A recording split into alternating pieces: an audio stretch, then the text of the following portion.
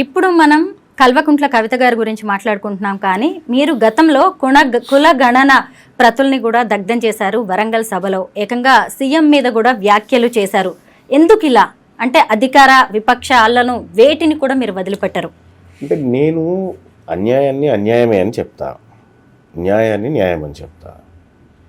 మనము Telangana socio economic outlook 2025-26 బుక్లో తెలంగాణ జనాభా 4,21,00,000 అని మనమే చెప్పినాం. తెలంగాణ ప్రభుత్వమే ముద్రించి అసెంబ్లీలో టేబుల్ మీద పెట్టింది సభ్యులకు. ఇక మీరు చూసుకోండి, తెలంగాణ జనాభా 4,21,00,000 ఉందని చెప్పింది మొన్ననే. మళ్ళా కులగణన చేసి 3,74,00,000 మంది ఉన్నారంటే ఈ 50 లక్షల మంది ఎడిపోయినట్టు. ఈ 50 లక్షల మంది సమాధులన్నా చూపించాలి, డెత్ సర్టిఫికేట్లన్నా చూపించాలి.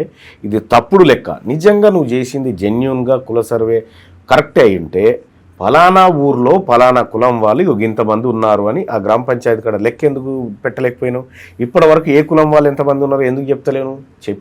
చేసింది ఫేక్ సర్వే కాబట్టి ప్రజల్ని కొత్తగా ఈ 50 లక్షల మంది బీసీలు కనుమరుగైపోయి కొత్తగా 16-17 లక్షల మంది ఓసీలు పుట్టుకొచ్చారు. మళ్ళా ఇంత అద్భుతమైన సర్వే భూప్రపంచం మీద ఏడ జరగదు. అందుకోసమే అది తప్పుల తడక సర్వేని కాల్చివేయడం జరిగింది. కాంగ్రెస్ పార్టీలోనే ఉండొచ్చు అప్పుడు, కానీ కాల్చివేయడం జరిగింది. ఎందుకు కాల్చివేసినా ఈ ప్రజలకు మోసం చేస్తూ ఉంది పార్టీ అని. నేను ప్రభుత్వం వైపు లేను, ప్రజల వైపు ఉన్నా కాబట్టి కాల్చగలిగిన.